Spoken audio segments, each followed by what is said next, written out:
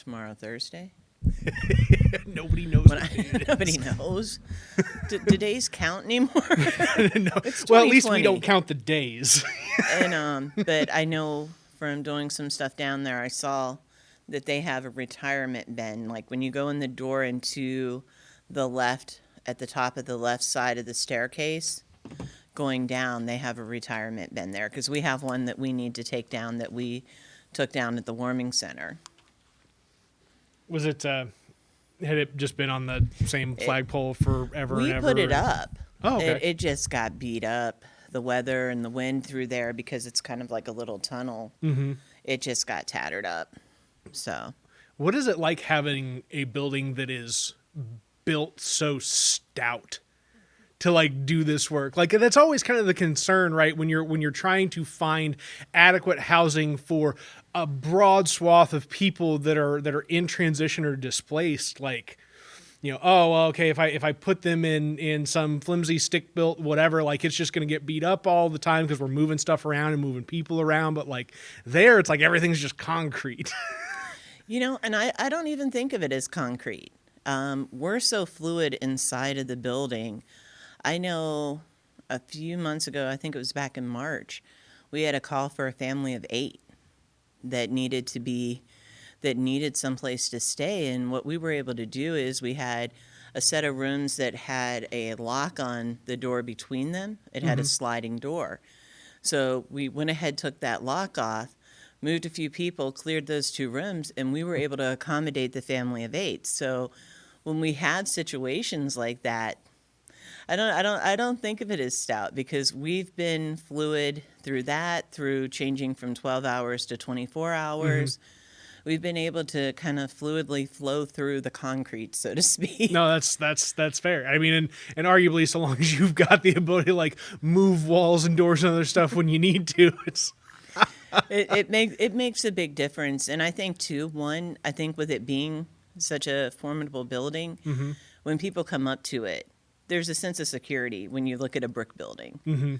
At any given time, if it's a brick house, a brick building, you feel a little more secure. You're like, okay, this isn't going to fall apart anytime soon. I've read the 3 Little Pigs. I know what's going on. There you go. Exactly. And I think it does. I think it gives a sense of security. Yeah. When people come up to it and they're like, okay, this is where I'm going to be staying. And, you see that it is well made. Those buildings, I think, were made in 1964. So we try to utilize it well. Sticking around. And we are going to utilize our time well on this conversation with another interesting person living an interesting life here in this little old place we call home, Carbondale, Illinois. Pronounce your last name for me so I don't butcher it. Is it Cahill? Cahill? Is it Cahill. just Cahill? Yeah. Okay, cool. I'm so bad with names. You got the first name down. Carmelita. Yep. Boom. You've got it Done. down. But with Cahill, I'm usually like, Carmelita, Cahill. Because as soon as you say K, everybody's like, if they're typing your name or anything, that's what they go for. So I'll say it one more time because I just had the camera on audio, the same as I had the microphone on audio, and so there's probably some sort of like back and forth right now. Carmalita Cahill, an interesting person, living an interesting life, tied all together with this little old place we call home, Carbondale, Illinois. And so, because we don't, outside of a couple phone conversations we've had talking about, activity that you've got going on in the past couple weeks or past couple months or whatever, like we out. And me seeing you like do stuff in the group, post a thing every now and then, share something from the group, like I don't have any context whatsoever. So when you walked in today and we started talking, you're like, I've only been here 6 years. I was like, jaw drop. What brought you to Carbondale? That is an amazing question. What brought me to Carbondale is I found my mom here when I was 42 years old. Wow. And I felt really blessed as a child who grew up without their mother, believing that she had left me in circumstances. I was born in the early 70s. My mom is white. Okay. Obviously, my dad has some color. And those things, in that time period, even though we were progressively, still coming out of the civil rights movement, it was still frowned upon. It could get you disowned. There was a lot of things that went behind that. And she was 20 years old, Yeah. And so I found her here, found that I had a brother, a couple sisters, and this family here. And at 42, when I found her here, I felt like I would be remiss if I didn't move here. Because it's like, wow, how many people my age are actually finding their parents alive? Like there's a long probability of that. So I moved here, and I haven't looked back since. That's phenomenal. Do you have just components of your life that have led up to this point that you feel make you such a good fit in a community as active and just far-reaching, broad? I don't. The word diverse is bleh to me, right? Like diverse is something that people say when they like need a black person or a brown person to be part of their group, but like Carbondale is a far-reaching place where we have all sorts of people that are brought into our community and get to like engage as another member in their true self. Like, do you feel like you've been able to bring components of yourself to Carbondale that are just a fit? I think so, because how I learned Carbondale. That's the title of a book right there. That right there it is. How I learned to get around were bookstores, coffee shops, and thrift stores, and the library. And I'll say this, and it's a shameless shout out to our library. Give it to him. Give it to him. The library is one for me. I love books. Francis Beck, who's running the library book sale online, like messaged me a few days ago I think just to make sure I was okay, because I hadn't ordered anything in like a week and a half. And but the library really kind of brought me into what Carbondale was. Yeah. I'm an avid reader. I'm a book collector. It's not hoarding because it is a library that I'm building. Yeah. And, Totally. I believe you. So being there and then looking at the types of activities that they had there for the community and just kind of going to those and becoming involved. And I think my first year in Carbondale, I was involved in 11 days. So, and I've been involved in 11 days, I believe, every year since I've been here, in some format or another. And it kind of like brings you in and you meet people and you start making these connections. And I think for me, that felt kind of like home, because university towns are kind of like home. I spent 12 years living in Toledo, Ohio, of course.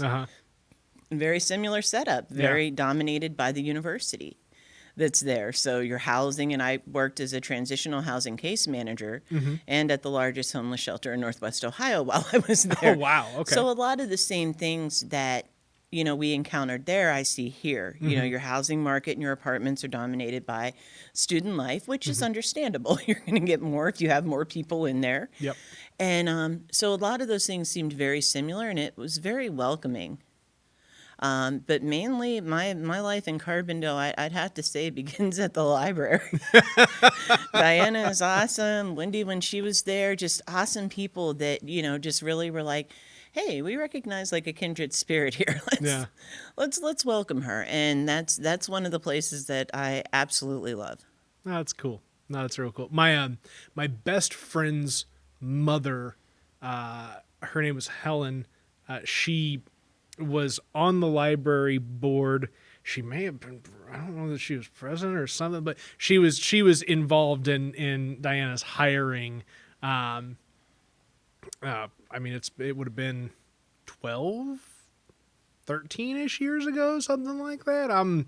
I've not been tracking. I'm just like, I'm thinking of like, what would make sense? What timeline sounds right for all that to go together? And it's just, it's wild. And that's part of kind of this podcast is like finding these things, finding these connections between people that folks may not know exist, and like unearthing them and like getting them some oxygen and letting them breathe and get out there so people can just absorb it. So that's cool. I also, is it Francis?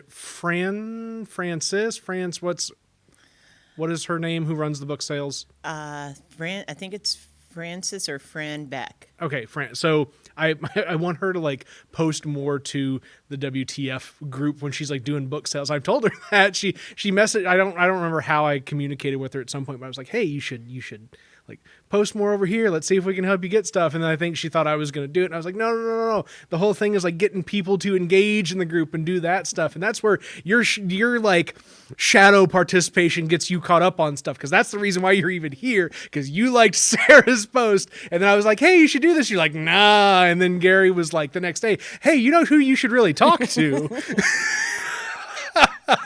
Well, you know what's even funnier about that is it goes back to the library that I'm running the warming center. Uh-huh. I was there for the indie pop-up film A Decade of Fire about the fires in the Bronx. And I had met Scott before, and I'd met Deb before, and we were all there, and I stayed for the discussion afterwards, and I was waiting for somebody. Diana and I were talking. I was looking for a position. I felt like I needed to do something that had value and that I had passion for and that helped people. And I was willing to wait. I'm to that point in my life where It's just like, I'm just, you know what, let me, I've done enough things that maybe my whole heart wasn't into. And that's just selling yourself short. And so the next day after that, I get a message from Diana, hey, you need to give Scott Martin a call. He's looking for help with, the warming center. I'm like, oh, yeah, I can do some shifts at the warming center. Not a problem. I call him. He's like, hey, we're looking for a coordinator. psych. And, went through, the interview process and then did that. And then, here we are. I accepted a 4-month position. We just had our 1-year anniversary December 1st. So Is it really? It both feels like it has been much longer than a year and not even anywhere near a year, kind of all wrapped up in one. yeah, it does, because I look up and I'm like, wait, Christmas is in 2 weeks? Really? Are you sure? And it's amazing though, because it takes, all of the people that you've met. And the other interesting thing is we get a lot of donations over there, and I get to talk to so many different people in a day. Yeah. And then you find out how they're connected to this person, to this person, to this person, to a bag full of paper plates getting to you. And it's just the neatest aspect of it is getting to talk to people and engage with them on a regular basis. I won't ask you who your favorite people are to engage with, because that's not fair, because they're all your favorite, right? Yes. Right? It's people. It's people. Has there been anybody that like outright surprised you with their participation yet, where it's just been like, oh wow, this person's coming in and pitching in some way, shape, or form, and you're like, wow, this is really cool. They're really neat. And you can just pick out somebody that's you would already expect to as well. Like, don't let me. You know who? I had heard of Carolyn Harvey. Okay. Beforehand, and she's on our board also, and she would volunteer last year, before COVID, and she would come in and volunteer, and I was like, oh wow, this is the Carolyn Harvey, and she's probably gonna kill me for this. But I'd be like, wow, okay. So I would try to be, really grown up, which That's difficult sometimes. at times it can be. And then you know what? She would be there. What do we need to do? And she would just seamlessly fit right into whatever we were doing at that time. And then when we had that, everything has an ebb and a flow. Yeah. So when we had that moment, laughing and joking, it was like, okay. But she's just such an amazing person. Yeah. But she's very about what she's doing. Structure is her key Yes. to success. If she's running a public meeting, if she's volunteering, if she's just trying to figure something out, structure is what guides her ability. And it's like, I've been watching it for several years now. And like, I remember there was a time for about 6-8 months where I would bump into her everywhere I was. And I don't know if COVID had anything to do with that, or if just like activities eventually, converge and diverge and all that fun stuff. And it was just like, wow, Like, I'm on a side of a table coming into whatever to engage, and she's sitting there working the table, bringing people out. Like she was taking tickets for the Marion Chamber of Commerce dinner like 2 years ago, and it's like, okay, that's how you build a bridge, right? Like you're saying, okay, well, Carbondale and Marion may not have had the greatest relationship for the longest of times. Well, what are we going to do there? And Carol's like, well, let me just roll up my sleeves. Exactly. And go sit at the front door during the chamber events and like work. And not just like sit there and like wave at people, but work. She is amazing in that, and she's involved in so many things. Yeah. And it's just amazing. Like, I look at it and I say, I want to be Carolyn Harvey when I grow up. Because she is just so active in everything. Yeah. And it's an amazing thing to see, and it's a great example of, a person in our community that's just rocking it on every level. Yeah. So. And this is round 2. This is I had I think episode 19. A woman I went to high school with, Jenna Jameson. She's now a teacher and an author and some other things. And she worked for Carolyn for, I think she says like a year and a half or so at SIU, and like picked up components from her. And it's like that's the other like big deal. If you can inspire other people to like achieve in the way that you yourself want to achieve. And that's another question I go back like having for you right now is, you were talking about, okay, well, I'm not just going to jump out at the first opportunity that comes my way, that I'm looking for something that is in line with what I'm supposed to be doing. I mean, have you always carried that sense of like, self-awareness and like always been guided by that? Or is this something that you have developed over time? It's something developed over time. I raised my 3 children on my own. Mm-hmm. So there were positions that I stayed in that were probably unhealthy for me way longer than anybody should have. Uh-huh. But my reasoning for that was it kept the roof over their head, food on their table, and clothes on their back. So I was held accountable to my children. Mm-hmm. And when I got to the point where that was not my litmus anymore, and my litmus was back to being my own. I think there were 2 jobs that I just kind of left. I was like, yeah, this is not worth it for me. Uh-huh. This isn't doing it for me, and it's not worth it for me. So here's a really nice note. I won't be in on Monday. I won't be back. Do you notice my office is already empty? But I think it was there was some freedom to that. Mm-hmm. There was some freedom to that because I wouldn't change a thing that I've done for my children. Yeah. Not at all. I did what needed to be done as a parent. Yeah. But now that I'm at this point where it's like, okay, my car is paid for. Nice. I really don't have a lot of bills that I can't manage. I'm going to do something that just really guides me. And I think that's always been something that has been with me because when I was in those other jobs, it bothered me. Yeah. I could feel that effect, that it has on you when you're not living to your true self. You feel that, things don't align the way they're supposed to. Yeah. And so in doing this, it's been, I think I say everything I've ever learned from every position I've ever had and everything I've learned in my life comes into play where I'm at now. Most definitely. That's heartwarming and uplifting. Are the kids like older and grown-ish now? Yes. Actually, one works at Good Samaritan. Nice. One works with me. Nice.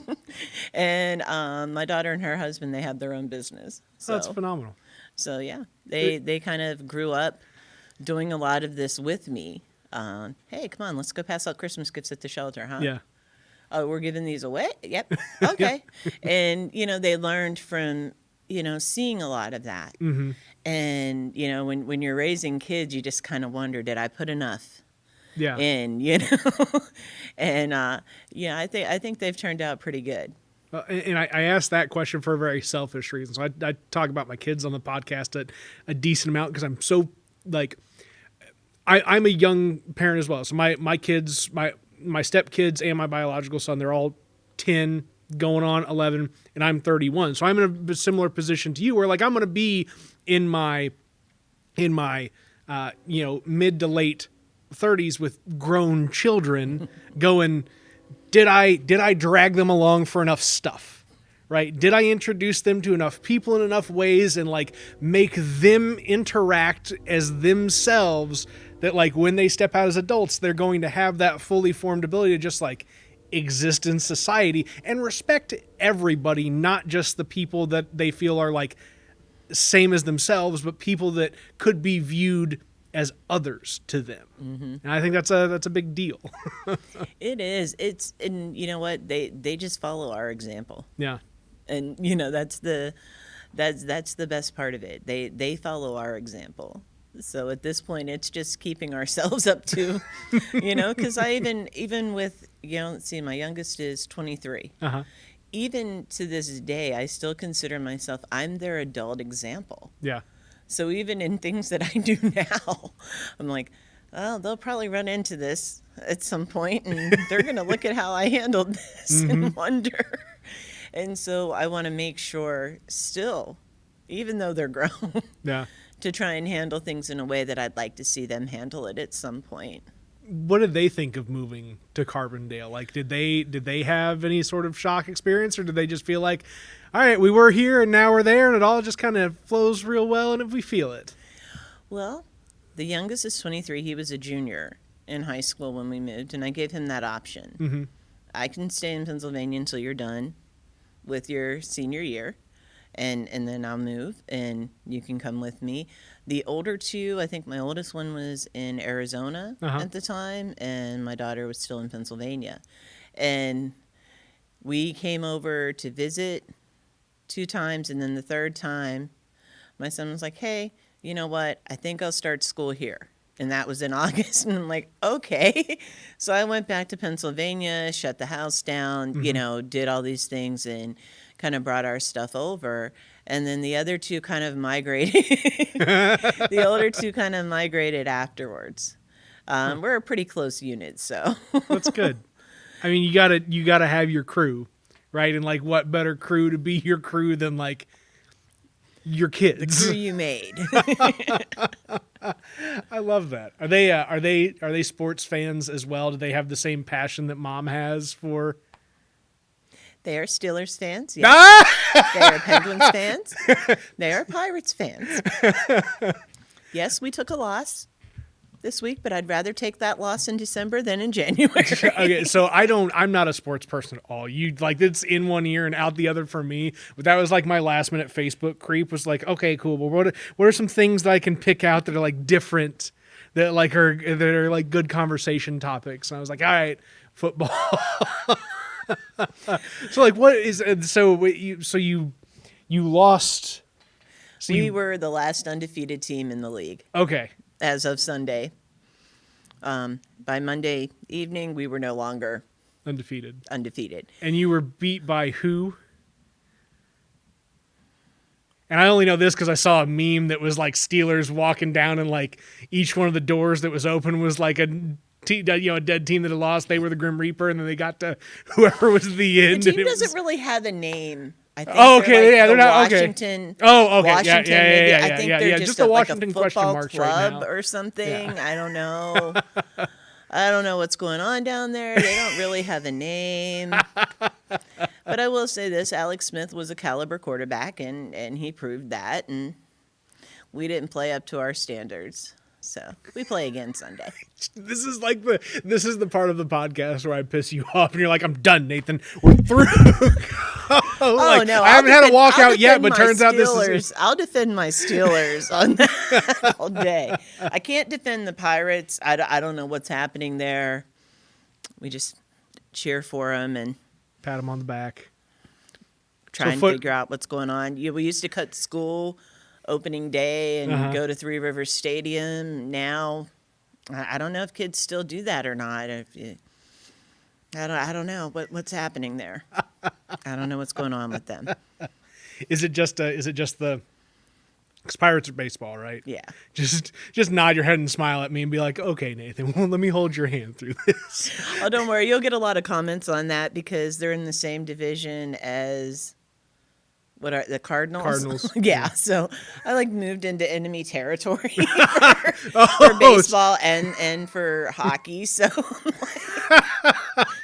I know my oldest son had on a McCutcheon baseball jersey the one day, and he's like, "Mom, somebody actually like flipped me off as I was walking down the street." Like, That doesn't make any sense to me because, like, literally the only thing that we hold a grudge on is Cardinals to Cubs, and that's just because people who live in Southern Illinois would rather associate themselves with St. Louis 2 hours away with the Cardinals than the Cubs 5 hours away still in Illinois.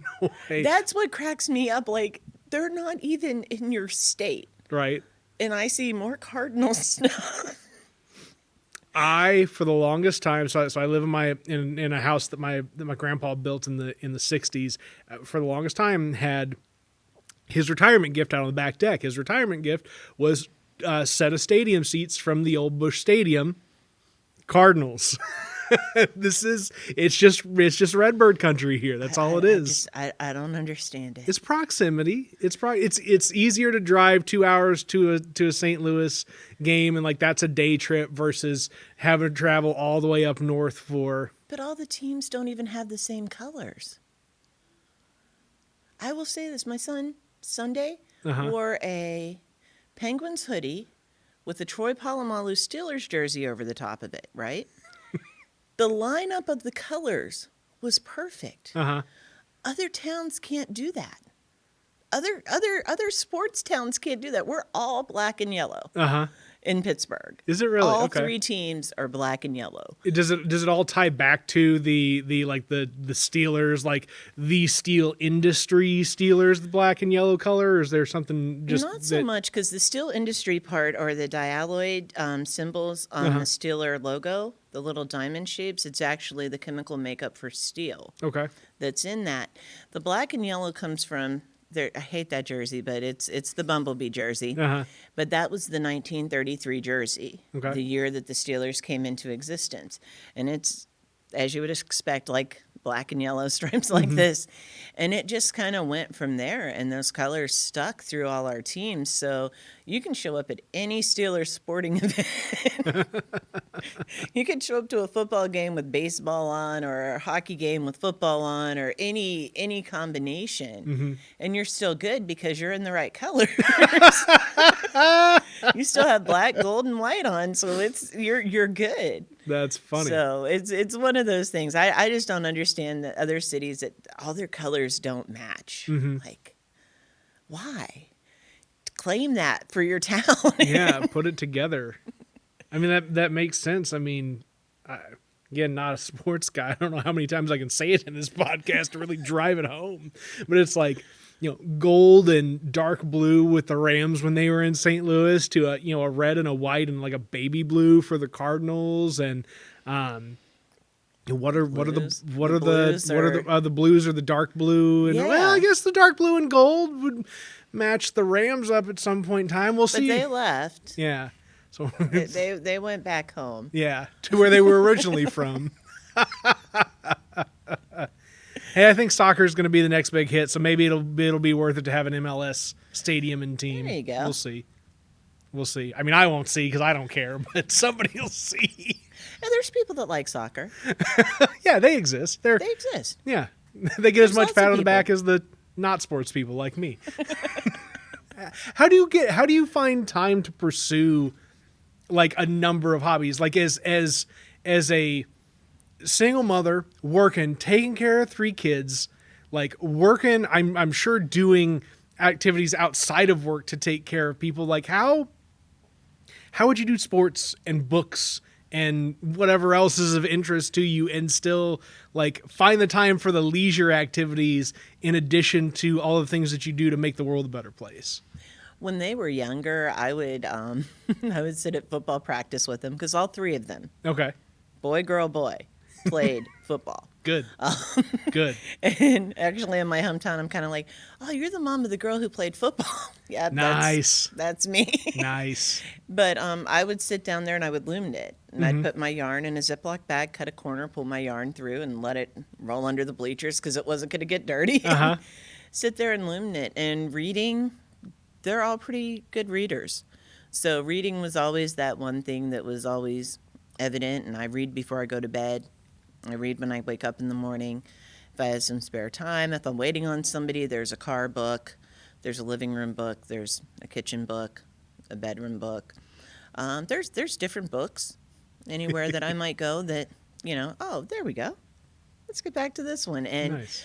so that's one of the things. And then two, for like my hobbies, I cross stitch also. I do, just a lot of different things, but they're all things that I can do. And then I taught the kids how to do them. So I taught them how to do it on perforated paper, which is really hard because if you go too tight, it rips. But they all did really well with it, and they had to take it, I think, in 7th or 8th grade in junior high. So they did very well with it, and they would just be like, hey, Mom, what if we did this? And Yeah. so it became kind of a thing that we did together.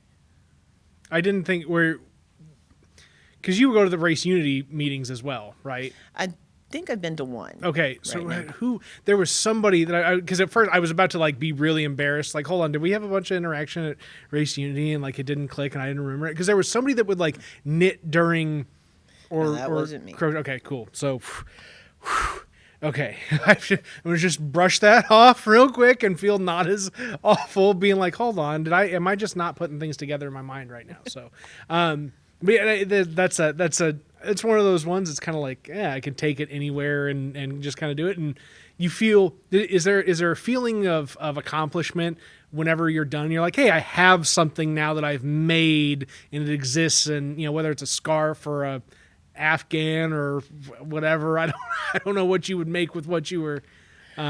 Like a lot of people who do crafts like that, I have a lot of unfinished projects, so I do Nice. get really excited when I finish one. Because you get started, you're like, oh, look at this pretty yarn. I want to make this. And then you start it, and then you start doing something else, and then you might get back to it, and it's just it's a long process. I'm not super committed. Yeah. I have some yarn in my office that I picked up some months ago. And it's still mostly in a ball right now. It's there. It's there. It's not quite yet in a ball yet. But I will get to it. I will get to it. But that's one of the things, but it's just one of those things that gives you, like when you cross stitch and everything else is going crazy, there's things when you cross stitch. If I bring my needle through here and I take it back through here, I know exactly what's going to happen. Yeah. And that's one of those things that just kind of, I think, brings clarity. In a world of chaos and Yeah. you don't know what's going to happen Yeah. next, when you sit down with that and you just kind of bring it through, you're just like, okay, I know what's going to happen. And I continue to do this and I know what's happening, and it can be settling. Like my latest project, they have that in, I want to say it's South Dakota or North Dakota, the Dignity statue. Uh-huh. And on the back, they have the star quilt design. And it starts with like 8 stars and then it just comes out in the full direction. And I really want to cross stitch that. So I actually had my youngest son help me with that because I said, what's the angle that I need to get the diamond out of squares, which is what cross stitching is. It's a bunch of squares. And he actually sat down and took that and went with it, got the graph paper and said, okay, this way and this way. And I was like, okay, I like that. And getting that started. And it's just one of those things that you see, and it's neat because you can see things that you like and like, hey, I could do that and do it this way and make it really cool for myself. And it's one of the things I did a long time ago. I did this DMC master stitcher thing. I have a pen. So I don't know what that means to other people, but I have a pen. There's somebody out there that gets it. That's like, oh yeah. If only that one person needs to know that they're not the only, you said DMC Master Stitcher. Master Stitcher. Yes. And so I can design them, and I can send them in every so often if they like the design. So and it's another aspect of that. It was really neat to, work with my son on that. I sat there while it was going on, and I'm like, I wonder how many other mothers of 23-year-olds can look at their son and say, hey, can you help me figure this diameter out? So then he took some scrap and actually stitched the outline of it for me too. And it's like, I'm pretty lucky in that regard, because that was pretty stinking cool. Is he an engineer type? Like, is that what he's interested in? Like you said, graph paper, so that kind of. He is very. He's extremely creative. Yeah. And if there's a way to do it, he's that person that wants to work smarter, not harder. Mm-hmm. So he might stand there and take 5 minutes and look at the situation, size it up, and you see the gears going, and then the next thing you know, you just have to trust what happens in the next few minutes afterwards, because it doesn't always look like it's going to be something that might work. And then you're like, wow, yeah, he's mine. I made him. Yeah, he's mine. Dibs. It's one of those things, but he has that ability to do that, to just kind of look at a situation and say, okay, this is how we can make this better, and with the least amount of effort on it. So it's a really neat thing with it. But I feel kind of privileged in that regard. Well, that's good. I mean, some people will be like, oh, my kid's lazy. It's like, no, my kid's smarter is what they are. Yep. So does he do that more with like, physical problems, almost like Rubik's Cube type stuff? Or is he able to do that with like people things as well, similar to what his mom can do? He works with me. Okay. He's actually our program coordinator. He actually runs our jobs program, and he's over our men's and women's empowerment groups, and our goal orientation program. So his interactions, it's everything is a puzzle, and as long as I can solve the puzzle, I'm good. That's great. And so he does have a lot of that in him. He's thinking about going to school. He's thinking about social work, so might be some influence there. Yeah, right. I wonder how he would have gotten that in. Can't imagine where he would have gotten that idea. At least he's in the right place for, and that's the one thing about, just Carbondale in general, and it's always my sales pitch to folks. So I'm a townie through and through, generations and generations back type of stuff. And it's like, okay, cool. Yeah, the school is its own little kind of bubbled off learning environment, but it's like the broader town itself is a laboratory of experiences that like you can contribute to, you can receive from, you can participate in an even exchange. Like, this is a life lab. It is. I always consider like Carbondale's like a little bubble in Southern Illinois that just has a different viewpoint of, let's make it work. Yeah. What can we do to make it work? And not just saying let's make it work, but how can we actionably take steps to solve a problem? And that's one of the things that I really do like. How big is Toledo? You talked about living in Toledo for a bit. Is it like 100,000 or 250,000, or what's its like mass of people? I'm not really sure. It's bigger than Carbondale. Yeah, for sure. It is bigger than Carbondale, and it's got a lot of people.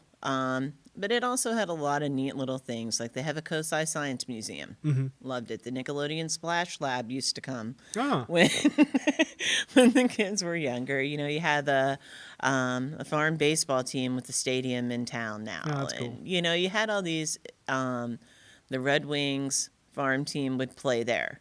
And for the hockey. And it was just kind of like you had like all these bigger city feel of things, because like being from Pittsburgh, I'm used to major league this, or being able to expose the kids to a lot of different museums and things like that. And in Toledo you kind of felt that same feel. It just might not have been the major league ones, but you still got to have those experiences there. So it was a really neat little community, and there were different pockets. The organization I worked for, Focus, and it was Faith Outreach Community United Services. And it was 7 churches in the Old West End that were duplicating services, Uh-huh. and they came together to make one group. You know? People miss. So this is something that I really love about Byram and the Community Foundation and what he's doing right now. And this is just because I again, it was easy enough to like scroll through your Facebook page right before this conversation, be like, all right, I'm picking out topics.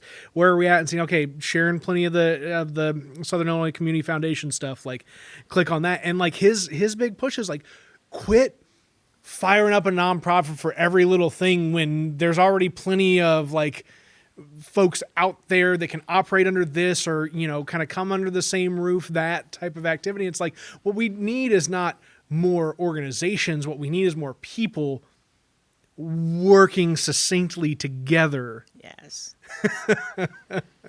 Yes. And that's one of the things that what's interesting is at the warming center, we see a lot of that.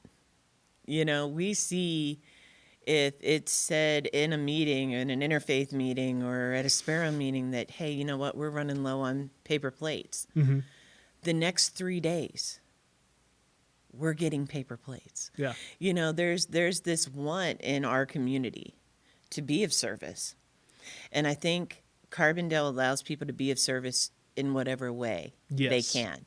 There's no rule that you have to write $1,000 checks to be of service. There's no rule that you have to come stand here for 10 hours to be of service.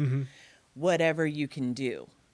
And that's wonderful because it allows people to do even just the smallest things that can mean so much. Yeah. And I think that there's no price tag on service in this community. And I think that makes a really big difference in how the community interacts with the organizations that are here. That line right there is golden, kind of pun intended. I don't know, to say that there is no price tag on service in this community is, I think, just an uplifting statement. Because all too often, right, we think of participation in nonprofit and service activities as benevolence, right? And benevolence has a price tag attached to it. But really, we're looking for action. And it's amazing because there's people that are ready. Yeah. And it's sad when you see people that like, I really want to do something, but will what I do be enough? Yeah. Yes. Absolutely. It is. I picture our building and, we have the 3-story building, and sometimes I sit there and I look at it, and the foundation of that building and the foundation of what we're doing there is from the community. It's all the plates and paper towels and napkins and somebody who brings, I brought you a 4-pack of toilet paper, and it is received with as much joy as a 48-pack or a $50,000 check from the laborers union. Yes, because all of that just builds what that is. Yeah. The community has built the foundation for everything that we do over there. And it's just really amazing. What has it felt like? So have you ever been involved in a project that has been kind of a ground up build? I mean, you've talked about being involved in this line of work, but was that line of work something where it was established and you were coming in to work within the system that was already there? Or were these things where you had to build out activity and support systems as well? I've not done it from the ground up before. Okay. Until now. And, part of that has to do with the amazing board that we have. Brandon Woodenberg, our board president, we're probably both just about as, okay, we're going to do this. Let's go. Yep.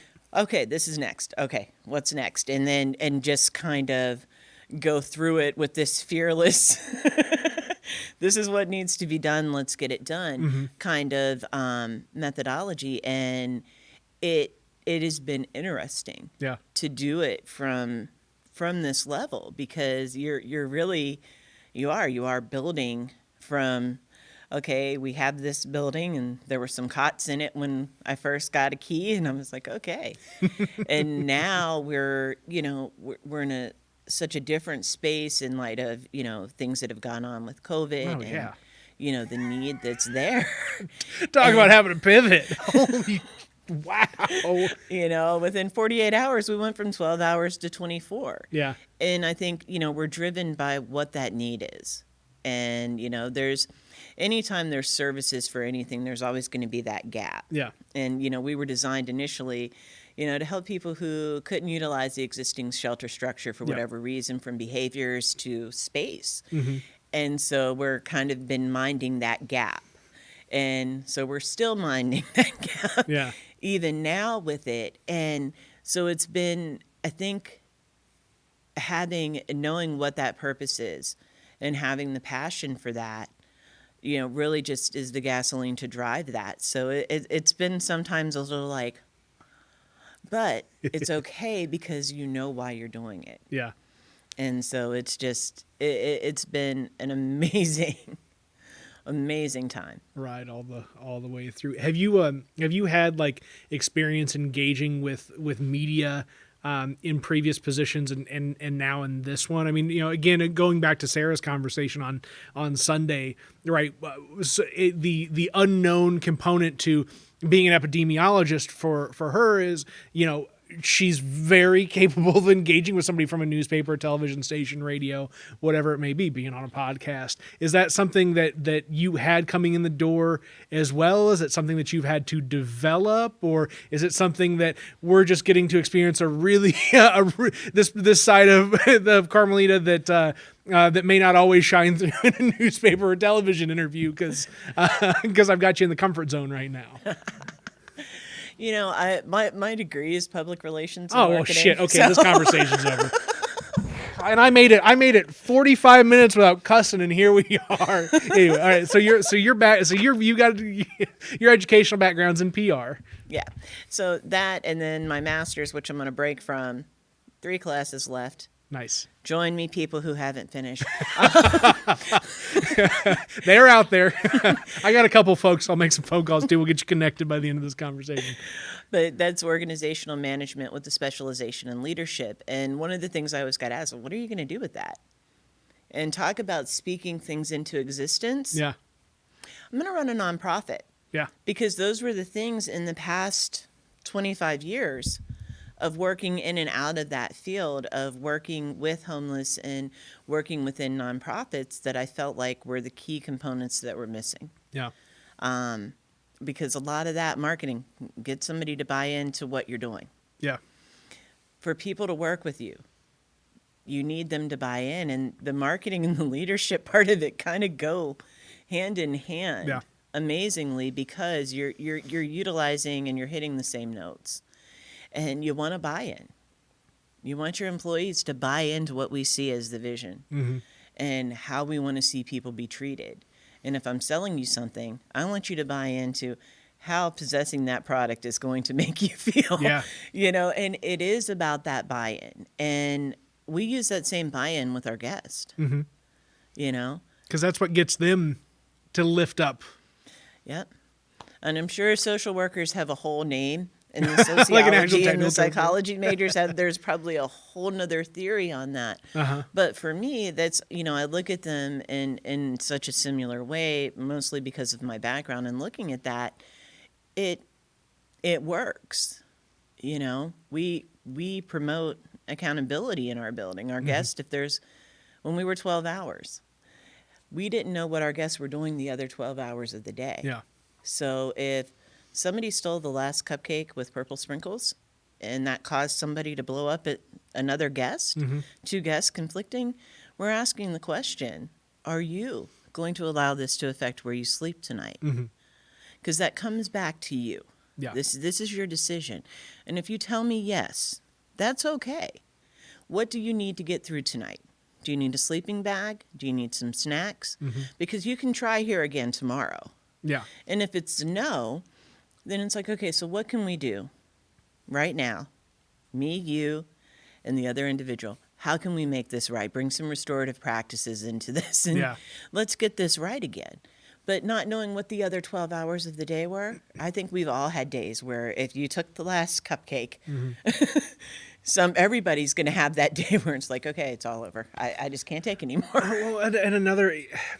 who's allowed to have conflict, right? Like, is conflict something that is only for the privileged, right? Is it only for people that are in a fast-paced executive work environment? Are they the only ones that are allowed to yell and scream at each other and like still have a place to lay their head or something to do later that night? Or is like our folks who are experiencing some of the toughest times in their life equally as allowed to be human and have conflict as others, so long as we're finding resolution on the Exactly. other end of it?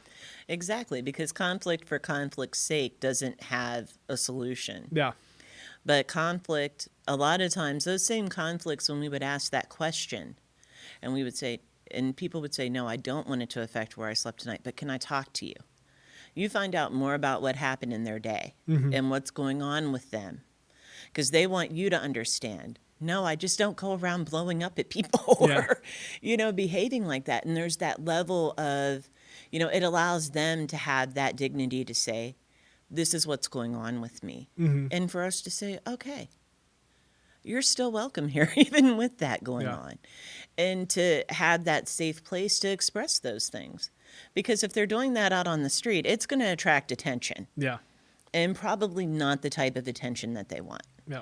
And then it could escalate even further. But in there, it's more of a safe place to do that. And it's okay. People argue. Have you seen a change through your career and your personal growth and environments you've experienced where there has been a better turn towards not just providing a service and saying, we're providing the service, here you go, move on, next person, but actually figuring out the way to implement dignity as part of the service? Like, has there been an evolution that you've seen happen in social services over the ever so many years that you've been in? I didn't mean to make it sound like that. I didn't mean like ever so. Oh my gosh, Carmalita, all of the years that you've been, or My 150 years of experience. but or was that already something that was kind of inherent in social services when you started, participating in this field? I think ultimately it's inherent. I think trying to achieve it can create its own set of not issues, but circumstances. Yeah. I think when you're dealing with a lot of grants and a lot of funding sources, there's requirements that have to be met. And anytime that there is a service, there's a lot of people that need a service. So you have a lot of people and there's an overload. Yeah. So it can be difficult to try and determine out of like a 20-person caseload, where's that level for each person? Yeah. And I think kind of for us, we have a lot of private donations. We have a lot of sub-grants. So it makes it a little bit easier for us that we don't necessarily have to put the numbers first. We're still keeping track of the numbers, but we don't necessarily have to put those first to be successful and to maintain certain funding. And I think that makes a big difference, because when the numbers are set aside and we're working with the human being, it makes a big difference. Yeah. And a lot of times in some situations, guests can be viewed as a number and not as an individual. Yeah. And I think we don't have a Band-Aid that'll work for everybody. Even the box of Band-Aids comes in different sizes. All right. So for what works to solve this problem may not solve this person's problem. So we have to, kind of creatively go about different ways. I know in Toledo we did some things that were pretty innovative at the time. We had a resident enrichment empowerment program. Nice. And it was a volunteer program, dollar for dollar match on things that you could get from our store. So if you weren't working yet and your kid's birthday was next month, we sat down and talked about how much volunteer time you needed to do to be that mom next month for the bike, or, to do these things to build the parent up and to build them up as a person. Sounds odd, but it feels really good as a parent to give your child, who you just came out of a homeless shelter with, into your own apartment, exactly what they wanted for their birthday. Yeah. Even something simple as a bike or a certain game or anything like that. But that builds that parent up. And where they feel they might have been diminished in their child's eyes during that time, They feel renewed. And that can have a really great effect on how they move forward with Yeah. you. And it's the same thing there. We have so many people that are moving forward. Our men's empowerment group comes to mind. We put a library up on the second floor on the other side, away from the COVID side, and we're using that. Alexander, our program coordinator, uses that along with Joe to do the men's empowerment group. And what's interesting is, I'll come in the building and I'll stand there at the bottom of the stairs, and you hear laughter. You hear joking. Yeah. These aren't things that you're used to hearing or that people would expect to hear. You know, walking into a homeless shelter where we're dealing with housing crisis, an emergency housing crisis, you're hearing people for even that hour a week, you know, just relaxing and just being and enjoying themselves. I know there was one week he told me we had one older guy in his like 60, 65 years old, couple younger kids up there, and there was a song on, and they were dancing and freestyling to it. They were putting books on the shelves, and they just stopped and started doing that.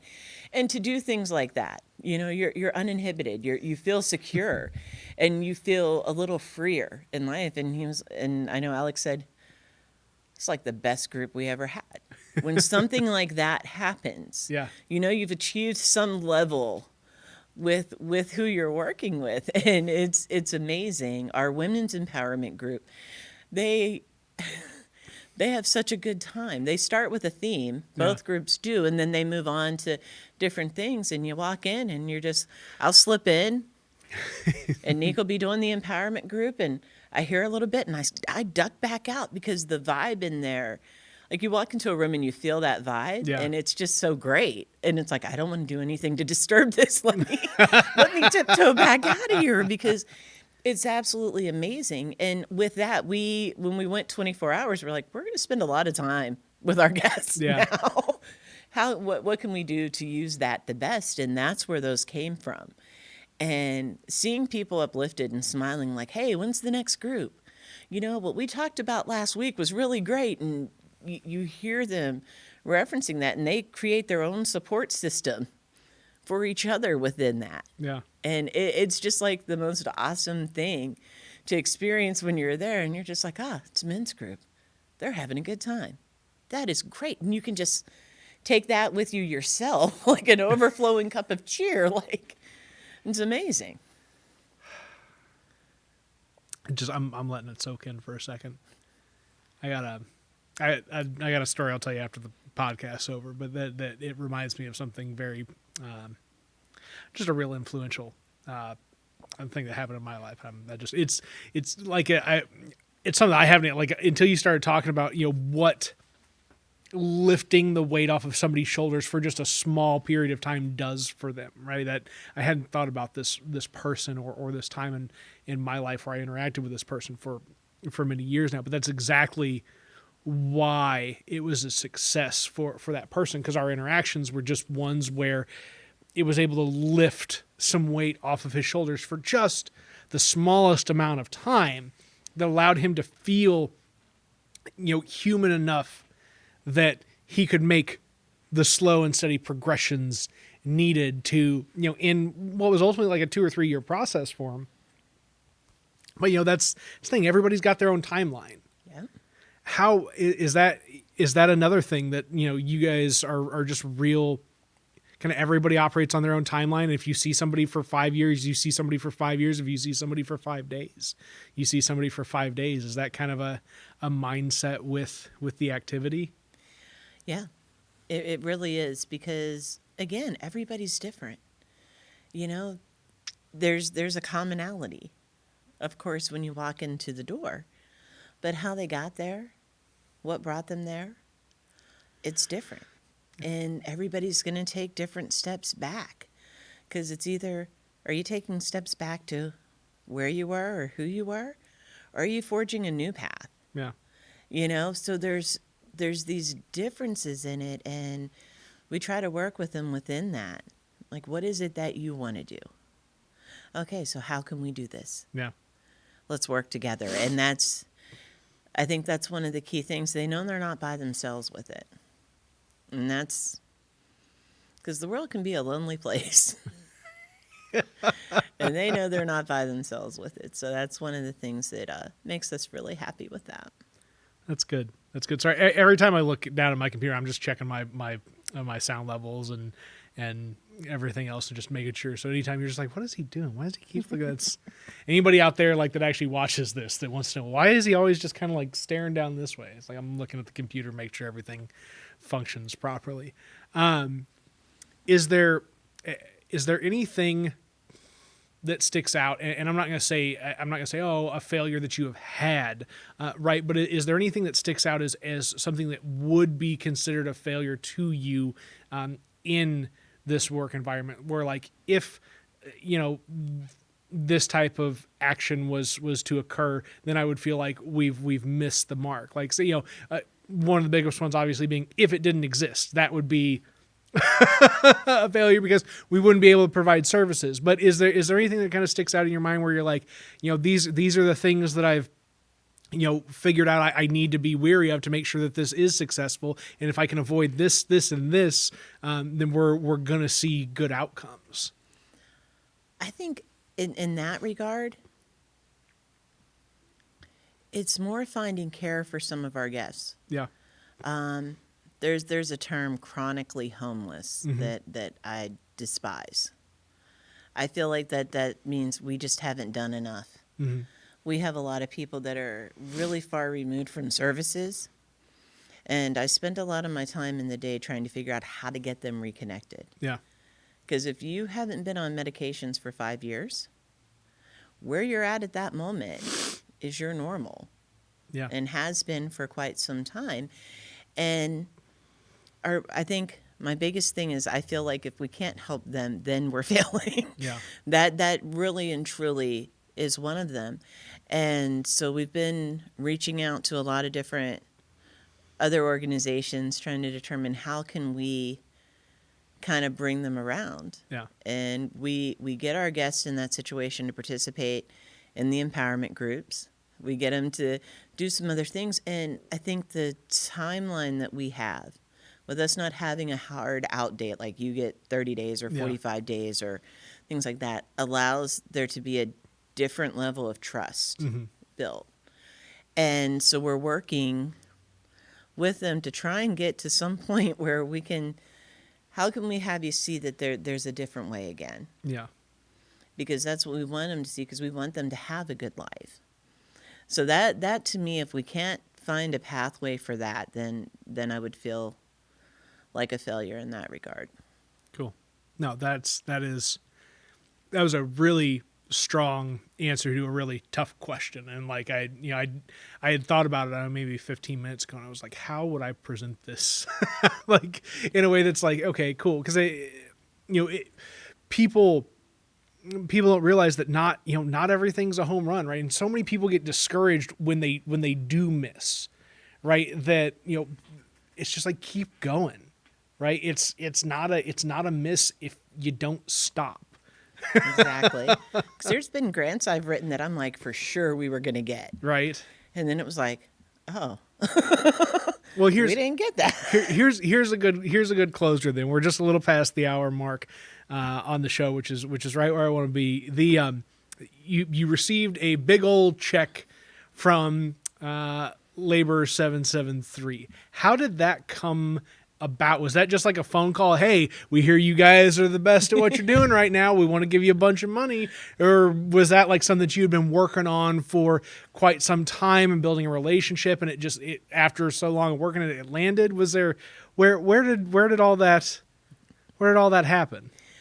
Like I've mentioned, we have an amazing board. Yeah, there you go. Like a really good board. I'll just give them a shout out real quick. There you Brandon go, Woodenberg, Carolyn Harvey, Diana Brawley Sussman. Sorry, Diana. Jerry Malumbi, Cara Dunkel's on there. Dr. Glenn Pichard. We have a really dynamic board. Yeah. That does a lot of things. Dr. Bouchard made that connection with us. And one of the other really cool things about them is they gave us a very large check, which is amazing. Two other things that they do that are amazing too.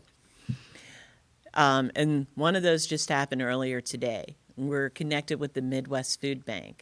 Their warehouse is in Fairfield, Illinois. They take their big trailer up there once a month for us and bring back 3 pallets of items for us. Oh, that's great. Which is awesome. 2, working with Jerry Womack there, he wants to get together with some of the guys that I had there so that we can start to develop a chain of, you've walked into a homeless shelter, and when you leave, you could be working for the union. Yeah. And I mean, talk about changing the trajectory of somebody's life. Yeah. You know, so they've given us that opportunity to continue to do what we're doing with their support, and then even greater life-changing opportunities for the people that we serve. I mean, they're just flat out amazing over there. I'm in awe. Yeah. I am in awe because they have been more than generous. And it's an amazing thing to have in our community. Again, more of our community just coming together and saying, hey, what can we do? Yeah. Well, and I've got to say, Carmalita has been an amazing person to not just have on this podcast, but is an amazing person to have in our community. Thank you for doing this. Thank you, Gary, for one little bit more nudge to make this happen. And that's as always the end of the podcast. Have a good one, whatever that one may be.